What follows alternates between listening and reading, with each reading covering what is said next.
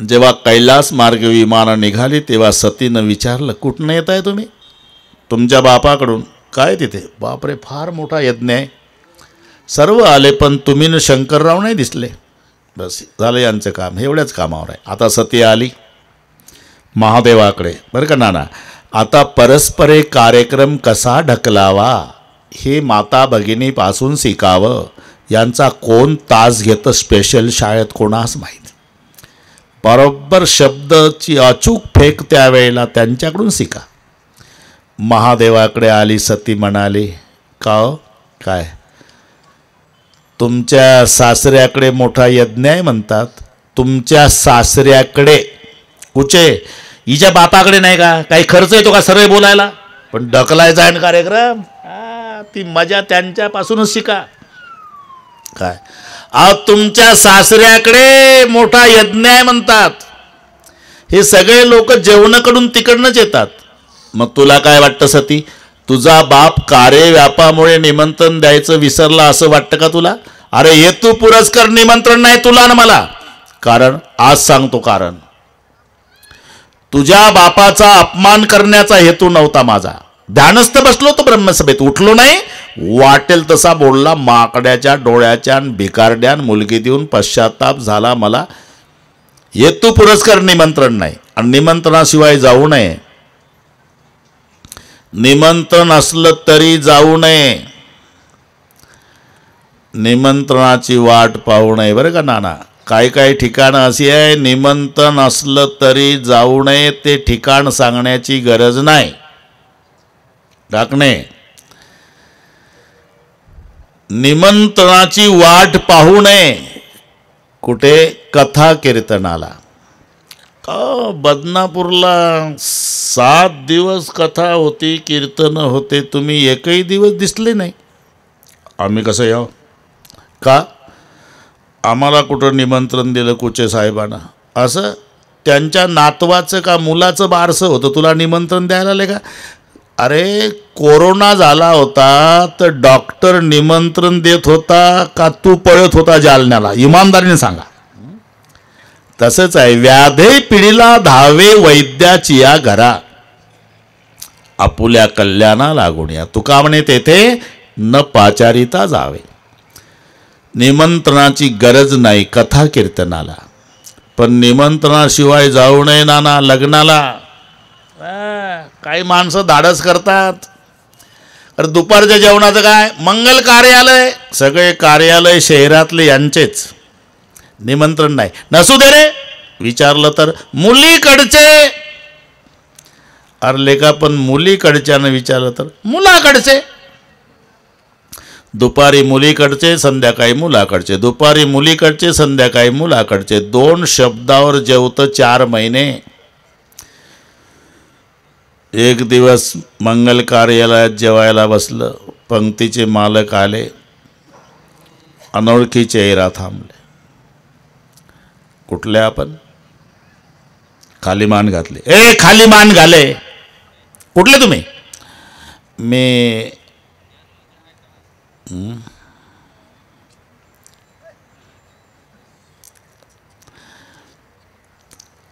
मुलीकडचा.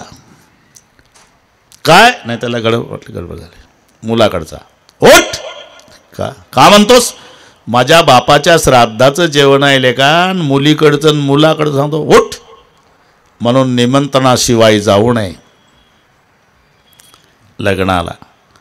पण महादेवजी सांगतात सतीला 4 ठिकाणं असे आहे निमंत्रणाशिवाय जाता येतं. हे नीट ऐका. गुरुच्या घरी शिष्याला, भगवत कार्यात भक्ताला, मित्राच्या घरी मित्राला, मायबापाच्या घरी पुत्राला. शंकरजी म्हणाले इथं निमंत्रणाची वाट पाहायची नाही.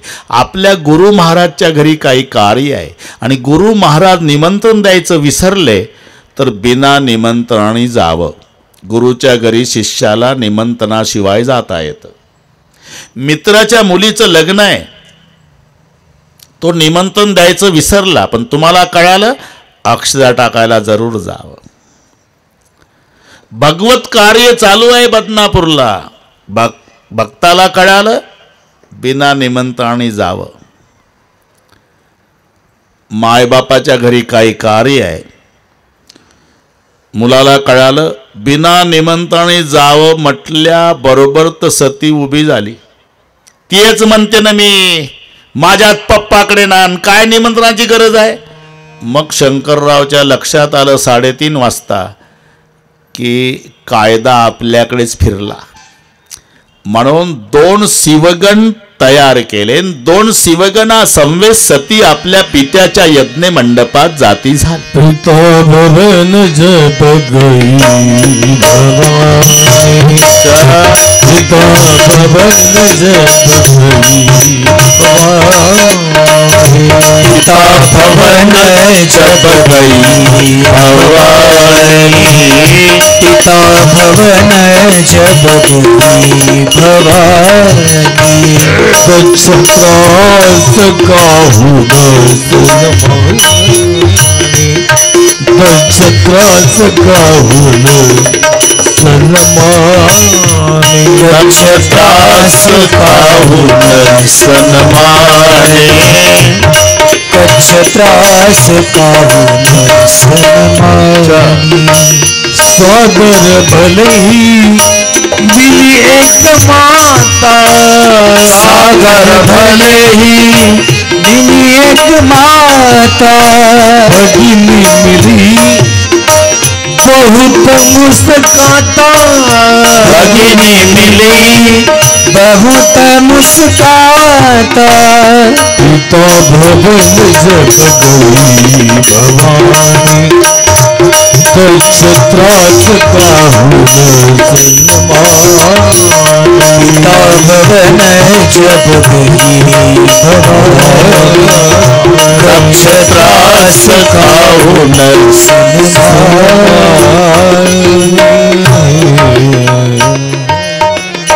पिता भवन जब गई भवानी. 2 शिवगणा समवेत सती आपल्या पित्याच्या यज्ञ मंडपात गेली. डाकणेजी, इकडे दक्ष राजानं सक्त ताकीद केली होती. लक्षात ठेवा, माझा जावाई शंकर भगवान मानी पुरुष आहे, निमंत्रणाशिवाय यज्ञ मंडपात येणार नाही.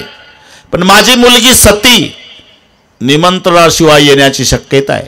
ती मंडपात आल्यावर तिच्यासोबत जो बोलेल, तिचा जो सन्मान करेल, त्याचा शिरच्छेद करण्यात येईल. आणि म्हणून सती मंडपात आली तरी दक्षाच्या भीतीनं कोणी सतीचा सन्मान करीत नाही. दक्ष त्रास काहून सन्मानी. मंडपात आल्यावर बहिणी भेटल्या. सतीच्या बहिणी श्रीमंत घरात दिल्या होत्या बरं का कुचे. आणि त्या टिंगल टवाळी करू लागल्या एवढ्या समाजात, श्रीमंतीच्या थाटात. काय सती, काय ग ताई, चालत आली का बैलावर आली? आता तिच्या मिस्टरकडे काय इंडी काय का नंदी बैल? लाजून गेली सती. दुसरी बहीण आली. सती, काय ते तुझ्या बुवाच्या डोक्यावरचं पाणी पडायचं थांबलं का? पडतंय पाणी अजून? पुन्हा एक आली. सती, कपडे बिपडे घालतो का ग का अजून पहिल्यासारखाच फिरतोय? पुन्हा एक आली. सती, काय काय बंगला बिंगला बांधला का अजून तिथंच राहतो जिथं माणसं विनाकारण गर्दी करत नाही? महादेवाचं ठिकाण माहिती आहे ना, स्मशानासी वस्ती रुद्रकरी. सध्या कोणत्या कंपनीचं पावडर लावतो वगैरे वगैरे. भगिनी मिली बहुत मुस्काता, पण सादर मिली एक माता. बरं का नाना, आई मात्र मोठ्या प्रेमानं भेटली. सतीच्या आईचं नाव आहे प्रसूती. प्रसूती. प्रेमानं भेटली आई. ती कायद्याला घाबरली नाही. आणि यालाच म्हणतात प्रेम, ज्याच्यात भय नाही. हे नीट आहे का? भय असेल समजायचं प्रेम नाही, तो प्रेमाचा नाटक आहे.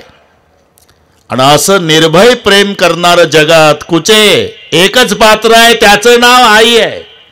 बस, माय मेली ना समजायचं प्रेमाचा समुद्र आटला. जगातलं प्रेम संपलं आई वारल्यावर. पतिव्रते सीता आहे, शास्त्रात गीता आहे, आणि प्रेमात माता आहे. अरे आईच्या हातचं कोणतंही जेवण करा तुम्ही, साधं पिठलं भाकरी असू द्या कुचे, पण अमृताला लाजवील अशी गोडी त्या पदार्थात असते. काय कारण? आईनं लेकरासाठी नुसता स्वयंपाक केला नसतो रे भाऊ, त्याच्यात आपलं प्रेम ओतलेलं असते. म्हणून रोटी खाना माँ के हात की. एखाद्या वेळेला नाना चांगले पदार्थ झाले की पोरं तुटून पडतात, काय ठेवत नाही आईसाठी. तरी आई तांब्याभर पाणी पिऊन किचन मध्ये समाधानानं बसलेली असते. मोठ्या मुलाला संशय येतोच, आणि तो मोठा मुलगा जेव्हा किचन मध्ये जातो, ते पोरं गडबड करतात, शांत ठेवत. एकदा खेळायला लागले का 10-5 गोळ्या होतील. ते एकालाच थांबवायचं असते तर जमते. ते कोणीतरी एक जण जा तिकडे, ते लेकरं खेळतात ना, ते पहा, ते एकदा लागण झाली की 2चे 4 होतील. ते आम्हाला चांगलं माहिती आहे, रोज एवढे क्लास घेतो ना मी. ते पहा, पहिलं एकच उड्या मारत होतं, 2 झाले, ते तिसरं लागलं होतं का मी. बरं झालं त्याच्या मम्मीने धरलंय ते. अरे तर जन्मभर चाललाय कार्यक्रम, हे तुमचे लेकरं खेळवायसाठी टाकला का मंडप? 2 महिने झाले ह्याच्यात चाललंय ते. थोडा विचार करा. आनंद श्रवणाचा लुटायचा आहे, मी सांगत होतो. मोठा मुलगा जातो, आई समाधानानं बसलेली असते तांब्याभर पाणी पिऊन. आई, काय बेटा, सगळे आम्हीच खाल्लं ग, भांडे रिकामे झाले, तुझ्यासाठी काहीच राहिलं नाही, तू उपवासी आहे? नाही बेटा, मी उपवासी नाही. मग तुम्ही माझे लेकर पोटभर जेवला ना बेटा, त्याच वेळेला माझं पोट भरलं बेटा. याचं नाव माय आहे, लक्षात घ्या. पुन्हा नाही. तुम्ही कितीही मोठं व्हा, कितीही मोठं व्हा सेठजी, तरी आईच्या दृष्टीनं आपण तिचं लेकरू आहे हे लक्षात ठेवा. कितीही मोठं. आपल्या भारताचे पंतप्रधान मोदी साहेब, त्यांची आई वारली पण होती तेव्हा गुजरातमध्ये भेटायला जायचे, आणि एकदा दाखवलं टीव्हीला. नाना जॅकेटवाले मोदी साहेब आणि पांढऱ्या साडीची म्हातारी माय चिकटून बसले बाकड्यावर, चिकटून. माय लेकर आहे. फुलपात्रभर पाणी दिलं आईनं साहेबाला. साहेबांनी मोठ्या प्रेमानं पाणी घेतलं, आणि शेवटचा घोट जरा घाईत घेतल्यामुळे पाणी गालावर उतरलं मोदी साहेबाच्या. आई शेजारी होती, क्षणाचा विलंब लावला नाही, लगेच साडीच्या पदरानं मोदी साहेबाचं तोंड पुसून दिलं आईनं. का? तोंड पुसता येत नाही?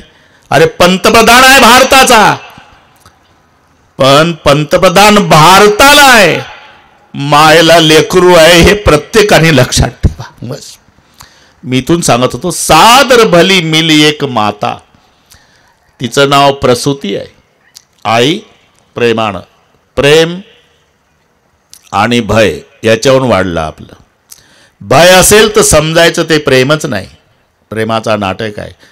नाना लेकरू आडवा आलेलं असते, माय गडबडा गडबडा गडबडा गडबडा दवाखान्यात लोळत असते, तेव्हा डॉक्टर घाबरून जातात. डॉक्टर बाहेर येतात, पाटील इकडे या, पाटील इकडे या, पाटील धर्मसंकटात आहे मी, एक तर बाळ जगल नाही तर बाळाची आईन, लवकर सांगा काय निर्णय घेऊ. डॉक्टर मंडईकडे लक्ष द्या. सहज आहे बोल, कोणी म्हणलं. आणि मग डॉक्टर आत येतात. ती गडबडा बरं का, कुठे गडबडा लोळते ती माऊली. मावशी, डॉक्टर असलो तरी मलाही माय आहे, अंतकरण आहे. काय करू, धर्मसंकट आहे. तुम्ही जगाल नाही तर तुमचं बाळ. जर तुम्हाला जगायचं असेल ना मावशी, तर बाळाचे तुकडे तुकडे तुकडे तुकडे करून बाहेर काढतो. आणि बाळ पाहिजे असेल तर तुम्हाला प्राणास मुकावं लागतं. त्यावेळेला ती माऊली गळ्यातली तुळशीची माळ दाखवते. हे पहा डॉक्टर, माहेरची परंपरा, आमची आजी वारकरी होती, खांद्यावर झेंडा घेऊन ज्ञानबा तुकाराम करत पंढरपूरला जायची. आणि नियम होता माहेरचा, 12 दिवसाचं लेकरू झालं की आजी तुळशीची माळ घालायची. मी 12 दिवसाची होती म्हणे डॉक्टर, माझ्या आजीनं तुळशीची माळ घातली. माझी आजी मेली व डॉक्टर, पण तिची आठवण आली. माझ्या आजीची, या तुळशीच्या माळची, माझ्या विठ्ठलाची शपथ घेऊन सांगते डॉक्टर, मी मेली तरी चालल, फक्त माझ्या कुळाचा दिवा जगवावं डॉक्टर. याला म्हणतात प्रेम, जिला मरणाचंही भय वाटत नाही. मी का आपली वेळ घेतली? राजा दक्षानं सक्त ताकीद केली. जो सतीचा सन्मान करेल, तिच्यासोबत बोलेल, त्याचा शिरच्छेद करण्यात येईल. पण माय मात्र घाबरली नाही. याचं नाव प्रेम आहे. सादर भली मिले एक माता. आई मात्र मोठ्या प्रेमानं भेटली. बरं वाटलं सतीला. पुढे आली. सती पाहिलं शिवाला पूजेचं स्थान नाही. पहिल्यांदा सती ब्रह्मरुंदांवर रागावली. ब्रह्मरुंदांनो, माझ्या बापाला दक्षराजाला तुम्ही सांगायला पाहिजे होतं की ज्या यज्ञामध्ये शिवाला स्थान नाही त्या यज्ञाला मी सहभागी होत नाही. पण माझ्या बापानं अधिक दक्षिणा देऊन तुम्हाला प्रवृत्त केलेलं दिसतंय. ठीक आहे, हे प्रायश्चित्त तुम्हाला भोगावं लागेल. आणि जो माझा बाप शंकराला मानत नाही त्याच्यापासून झालेला देहही मी ठेवणार नाही, असं काही योग अग्नी तनु जारा. सती जळून भस्म झाली. सती जळून भस्म झाल्यावर त्या शिवगणाने यज्ञाचा विध्वंस करायला सुरुवात केली. भृगु ऋषीनं रक्षण केलं यज्ञाचं. सतीची मरतानाची इच्छा आहे, जन्मोजन्मी शंकर पती मिळावे. और तुलसी जी कहते वासना पुनर्जन्म का कारण होता है, जन्म घेने लागे वासनेच्या संगे. ती सती पुढच्या जन्मी हिमालय आणि मैना यांच्या पोटी जन्माला आली. नाव पार्वती तनु पाई. इकडे भगवान शंकराला कळालं सती जळून भस्म झालेली आहे. महादेवाला क्रोध आला, जटा आपटली. वीरभद्र नामक गण प्रगट झाला. ते भूतावेताळाची सेना घेऊन निघाला. त्यानं सगळ्या यज्ञाचा विध्वंस केला. सकल सुरण विधिवत फल देना. भृगूच्या मिशा उपटल्या, कारण ते सभेतलं प्रकरण. त्यानं मिशीवर ताव दिलता ना. शंकराला बोलवते दक्षराजे.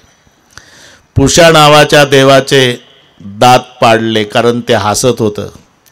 काही देवाचे डोळे काढले, त्यांनी इशारे केले होते.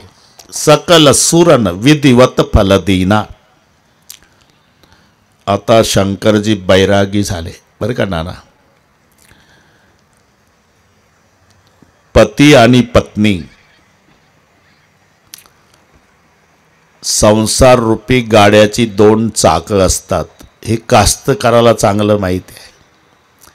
एक चाक गाड्याचं मोडलं, गाड्याची प्रतिष्ठा जाते. शेतकऱ्यांना विचारा. मग तो गाडा वाड्याच्या पुढे उभा, कोणता एक चाकवाला फुपाटा बसलेला, आणि गावातली सगळी मोकाट कुत्री त्या गाड्यावर बसलेली.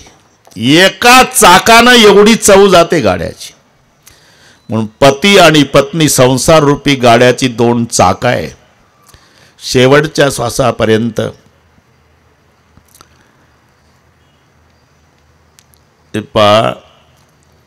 सेवा सगळे करतील, पण ती अर्धांगिनी आहे. तिच्या सेवेची बरोबरी कोणी करू शकत नाही. पत्नी मरण पावली म्हणजे याची जर कंबर दुखत असेल तर म्हणत नाही सुनबाई झेंडू बाम लावून दे, ती लाजल. मुलगी स्वतःची लाजल, बहीण लाजल, आई लाजल, पण पत्नी आतून कडी लावून पतिदेवाची सेवा करल. ती अर्धांगिनी आहे. आणि घेतो 2-4 मिनिट बरं का. तुम्हाला काय वाटतं, पत्नी हे फक्त पत्नी असते? वेगवेगळ्या भूमिका आहे तिच्या जीवनभर. कार्येषु मंत्री, करणेषु दासी, भोजेषु माता. जन्मभर तुमची सेवा करते ना, तेव्हा ती दासी आहे, करणेषु दासी. संकट काळामध्ये तुमच्या मागे उभी राहून हिम्मत देत असते, तेव्हा मंत्री आहे. कार्येषु मंत्री. एखाद्या वेळेला सावकाराकडून पैसे घेतले बरं का नाना, आणि तो 2-2 दिवसांनी 2-2 दिवसांनी येतो. पतीचं जेवण निम्यावर आलं, पत्नी बारीक लक्ष ठेवून असते. एक दिवस दमबाजी करून गेला सावकार, बरं का नाना. त्या संध्याकाळी पती जेवला नाही, रात्रभर झोपलाही नाही. पत्नी लक्ष ठेवून आहे. सकाळी पती उठला, पहिला गोठ्यात गेला, काहीतरी खिशात घातलं. पत्नीच्या लक्षात आलं. तरा तरा तरा तरा चालत आली गोठ्यात. काय घातलं खिशात? काही नाही. शपथ आहे माझी, काय घातलं खिशात? काही नाही. आणि हिनंच जेव्हा खिशात हात घालून काढली वस्तू, ती रोगोडची बाटली होती. काय करताय? तरी मला संशय होताच. रात्री झोपला नाही, काल जेवला नाही. काय करताय? आत्महत्या. का? सावकार काल बोलून गेलं, उद्या दुपारपर्यंत पैशाची व्यवस्था कर, नाही तर भर चौकात जोड्यानं थोबाड फोडतो म्हणला सावकार. माझ्या बापानं मारलं नाही आयुष्यात, त्याच्या जोडा खाल्ल्यापेक्षा आपल्या गोठ्यात रोगर पिऊन मराव म्हटलं. शपथ आहे माझी तुम्हाला, मी अख्ख्या बदनापूरची धुणी भांडी करील ना त्या सावकाराचे पैसे फेडील, पण माझ्या कुंकवाला धक्का लावू देऊ नका. याला म्हणतात कार्यशु मंत्री. पत्नी काय एक भूमिका आहे का डाक नाही. भोजेशु माता. जेवण घालते ना पतीला, तेव्हा ती आई आहे हे लक्षात ठेवा. तिलाच माहिती आहे पतीची आवड निवड. आवडीनिवडीचे पदार्थ सगळे करून पतीला वाढते. मग काय टी व्ही बघते का? तिथंच बसते ताटापुढे. आग्रह करू करू एक एक पदार्थ वाढते, पोटभर जेवायला घालते पतिदेवाला. तेव्हा ती पत्नी नाही, माय आहे. भोजेशु माता. मी का सांगतो हे? शंकरजी सती जळून भस्म झाल्यापासून बैरागी झाले, लक्ष लागत नाही, एकटेच आहे. कुठे नामचिंतन करतात, सतसंग करतात, कुठे डोळे मिटून ध्यानाला बसतात. इकडे आता तुलसीजी कथा बदल करतात.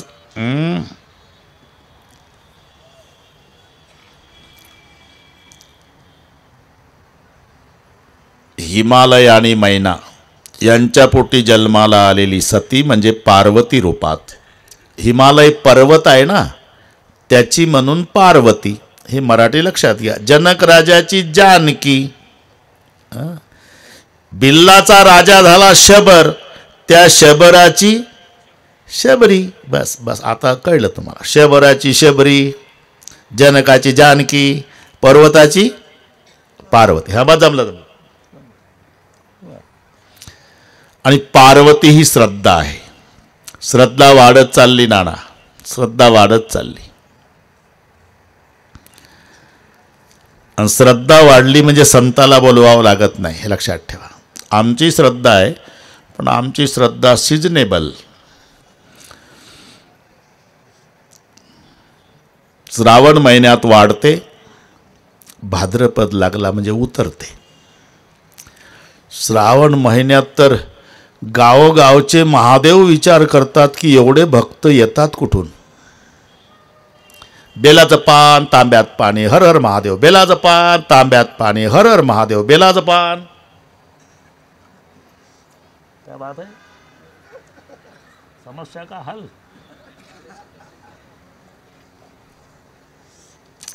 आहे चांगलं आहे.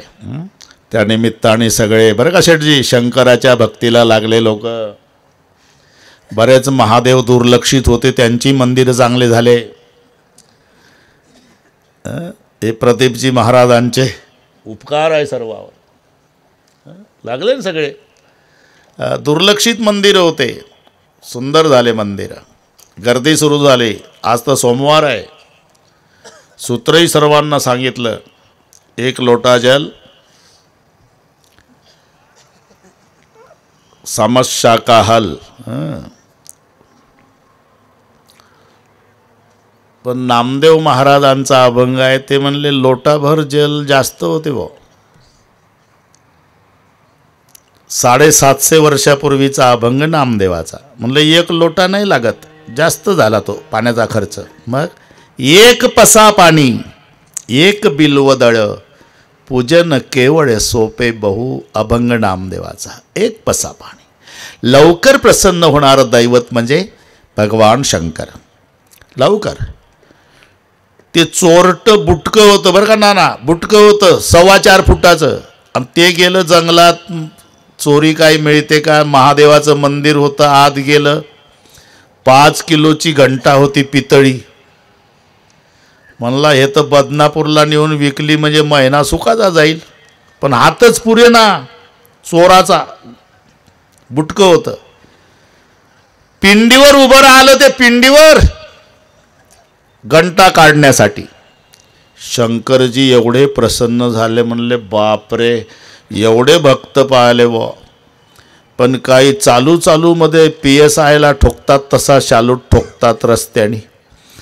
काही जवळ येऊन नमस्कार करतात, कोणी घंटी वाजवतं, कोणी तांब्यावर पाणी टाकतं, कोणी बेलाचं पान, फार झालं तर डोकं टेकवतं. याच्यापेक्षा भक्त मी आयुष्यात बघितला नाही.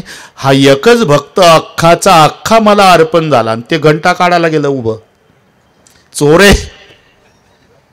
चोरे पिंड दिला पावन, त्याच्या पूजने धाय देव, तुका म्हणे भोळा, स्वामी माझा हा कोवळा. श्रावण महिनाभर, म्हणून श्रावण महिन्यात तुम्ही खेडेगावातली कोंबडी पहा, मुला बाळासह सुरक्षित असते. 1 महिना फिरायला निघली म्हणजे कोंबडी एकटी नाही, 10-5 पिलं पुढं, 10-5 पिलं मागं. मध्ये कोंबडी छाती काढून चालती, पुढं पाहती, मागं पाहती. मेरा भारत महान. 1 महिनाभर. श्रावण संपला म्हणजे एकटी कोंबडी दिसेल तुम्हाला उकिरड्यावर. तिला विचारा, कोंबडी काय महाराज, लेकरं कुठं आहे? चांगले महाराज झाले, कळत नाही का तुम्हाला? श्रावण संपला ना आता. मग लेकरही संपली. तुम्ही माझाही नंबर लागतो बाबा आता गणपती उठल्यावर. हे आमची श्रद्धा. श्रावणात वर जाते, भाद्रपद लागला की उतरते. माऊलीच्या भाषेत वर्षाकाळी सरिता, चढो लागे पंडू सुता, तैसी नीच नवी भजता श्रद्धा दिसे. इथून वाढलाय आपला. पार्वती श्रद्धा आहे. भवानी शंकर वंदे श्रद्धा विश्वास रूपिणो, याभ्याम विना न पश्यन्ति सिद्धा स्वांतस्तमेश्वर. श्रद्धा वाढत चालली. आणि नाहीतर जिथे श्रद्धा नाही ना, तिथं जाऊ पण नका. नाना आदेश आहे संताचा, आव नहीं आदर नहीं, नहीं नयनों से नयन, तुलसी उस घर मत जाइए, कांचन बरसत मैन. ज्या घरी गेल्यावर तो मालक येत नाही, या म्हणत नाही, बसा म्हणत नाही, नमस्कार नाही, तुमच्याकडे पाहत नाही, अशाच्या दाराला जर चुकून तुमचा पाय लागला तर पाप झालं म्हणून चंद्रभागेला जाऊन आंघोळ्या करा. मेला तरी या जन्मी त्याच्या दरवाजात जाऊ नका. उस घर मत जाइये, कांचन बरस. का? सोन्याचा पाऊस पडत असला तरी आव नाही आदर नाही. आल्या अतिथी आदर, यावणी धर्म कोणता.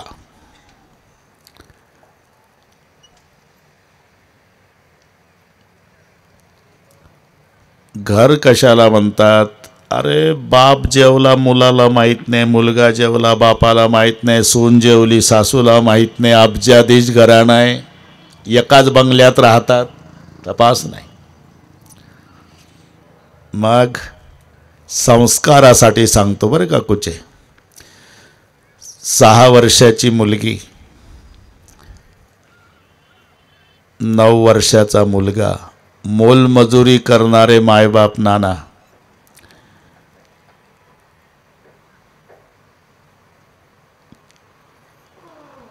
शाळेत जाताना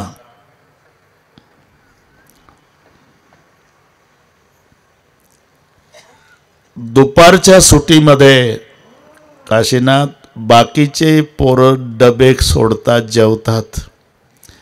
हे बहीण भाऊ पाणी पिऊन झाडाखाली बसतात, पोटात काही नाही. संध्याकाळी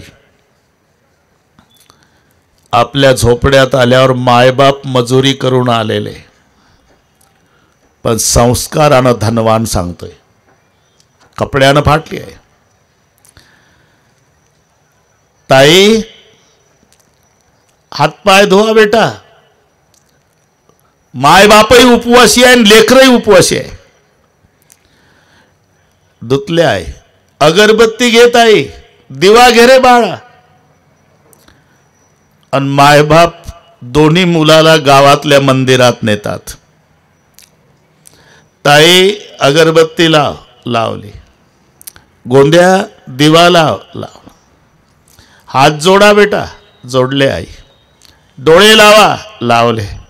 मना देवाला जन्मभर सुखाचं ठेव म्हणून दिवसभराचे उपवासी, पण संस्कारानं धनवान.